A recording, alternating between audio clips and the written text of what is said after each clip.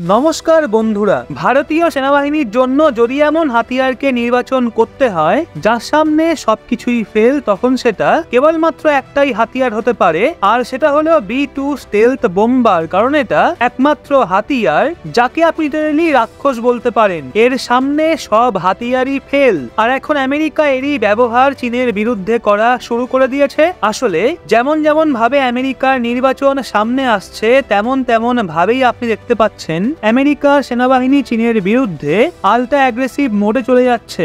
এর কারণ হলো ডোনাল্ড ট্রাম্প। আসলে আমেরিকার নির্বাচনের এখন পরিস্থিতিটা রয়েছে যে 70% এর চেয়েও বেশি চান্স আছে ডোনাল্ড ট্রাম্পের। উনি আবারও একবার আমেরিকার রাষ্ট্রপতি নির্বাচিত হতে পারেন, আর তার যে ডক্ট্রিন রয়েছে, তার যে পলিসি রয়েছে, সেখানে তিনি বলেছেন সেগুলোকে ইমপ্লিমেন্ট করবেন রাষ্ট্রপতি নির্বাচিত হওয়ার পর। ওনার মেন সেন্ট্রাল পয়েন্ট রয়েছে অ্যাকশন এগেইনস্ট চায়না, অর্থাৎ চীনের বিরুদ্ধে ফুল অ্যাগ্রেশন। আর এটাকেই 6 মাস আগে থেকেই আমেরিকান সেনাবাহিনী ইমপ্লিমেন্ট করা শুরু করে দিয়েছে।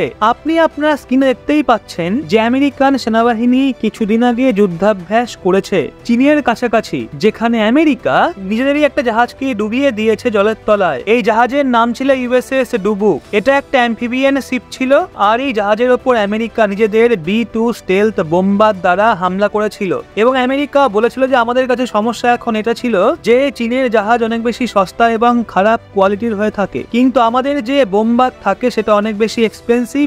আমরা তাকে তৈরি করেছি রাশিয়ান সেনাবাহিনীর সঙ্গে মোকাবিলা করার জন্য। আর আপনার তো জানাই রয়েছে রাশিয়ান হাতিয়ার চীনের হাতিয়ারের তুলনায় অনেক হাই কোয়ালিটির হয়ে থাকে। এই অবস্থায় তার বিরুদ্ধে মোকাবিলা করতে গেলে হাতিয়ারকেও হাই কোয়ালিটির হতে হবে। কিন্তু চীনের বিষয় এমনটা নয়। চীনের রাষ্ট্রপতি শি জিনপিং তাদের সেনাবাহিনীকে প্রতি বছর $300 বিলিয়ন দিয়ে থাকে, আর তার সাহায্যে চীন গত 8 বছর ধরে এত বেশি পরিমাণে জাহাজ তৈরি করে ফেলেছে যে আজকের সময়ে চীন শক্তির তুলনায় বিশ্বের সবচেয়ে বড় নৌসৈনিক শিপ চীনের কাছে বর্তমান সময়ে মজুত রয়েছে। কিন্তু চীনে ভ্রষ্টাচার এমন হয়ে গেছে যে এরা শিপ তো বেশি সংখ্যায় তৈরি করে, কিন্তু তার কোয়ালিটি এতটাই খারাপ এবং নিম্নমানের হয় যে তাকে আপনি ঠিকঠাক কোয়ালিটির বোম্বার দ্বারাও খুবই সহজে ডিস্ট্রয় করতে পারবেন। আপনার কোনো প্রকার হাই লেভেলের বোম্বারের বা মিসাইলের প্রয়োজন হবে না। এই জন্য আমেরিকান সেনাবাহিনী নিজেদের রণনীতিও এমনটাই তৈরি করেছে।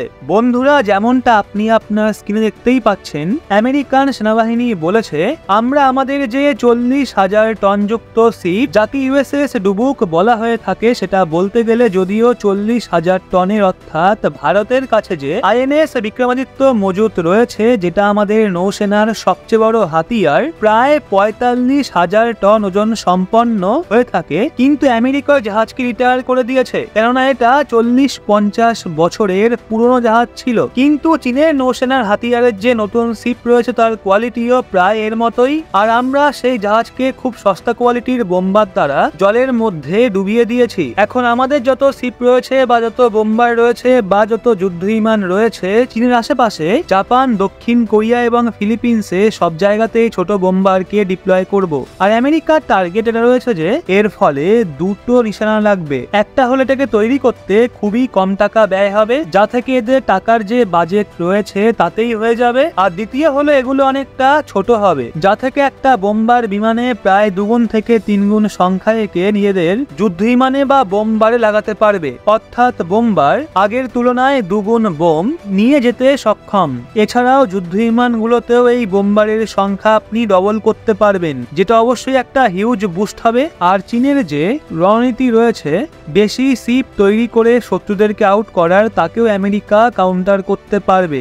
আর এটা চীনের জন্য ডাইরেক্ট বিপদ। আমাদের হিসাবে ভারতকেও এমন কোমর বেঁধে নেমে পড়া উচিত, কারণ ডোনাল্ড ট্রাম্প রাষ্ট্রপতি হতে না হতেই ভারত আমেরিকা 2 দেশ মিলে চীনকে ভালো করেই ঘিরে নেবে। আর তারপর শেষে এমনটা যেন না হয় আমেরিকার সাথে কাঁধে কাঁধ না মিলিয়ে আমরা চীনকে কাউন্টার না করতে পারি। তখন চীন ভারতের বিরুদ্ধে যত অ্যাগ্রেশন রয়েছে সব দেখাবে। তো এই বিষয়ে আপনার কি মন্তব্য রয়েছে সেটা কমেন্ট করে অবশ্যই জানান। ভারতীয় সেনাবাহিনী ক্রমাগত নিজেদের ক্ষমতাকে বৃদ্ধি করার দিকে অগ্রসর হচ্ছে, আর এই কারণের জন্যই আপনি এই ফটোকে দেখে হয়তো আশ্চর্য হবেন। যেভাবে এই বোম্বারের ফটোটি আপনি দেখছেন, এটা বলছে যে ভারতীয় সুরক্ষা বাহিনী কিভাবে নিজেদের শত্রুদের সঙ্গে লড়াই করার জন্য প্রস্তুত রয়েছে। আর এই কারণের জন্যই ক্রমাগতই সেনাবাহিনীদের ট্রেনিং হয়ে থাকে। এই নতুন ছবি সামনে উঠে এসছে সুদান কমান্ড থেকে, যেখানে যথেষ্ট গম্ভীর ট্রেনিং এর আয়োজন করা হয়েছে। এতে ফরওয়ার্ড টেকনিক্যাল এয়ার কন্ট্রোলার্স, যে মেকানাইজ ফরমেশনের সাহায্যে সুদর্শন চক্র কর্পস এবং ডেজার্ট কর্পস যেগুলো রয়েছে সেগুলোকে এতে যুক্ত করা হয়েছে।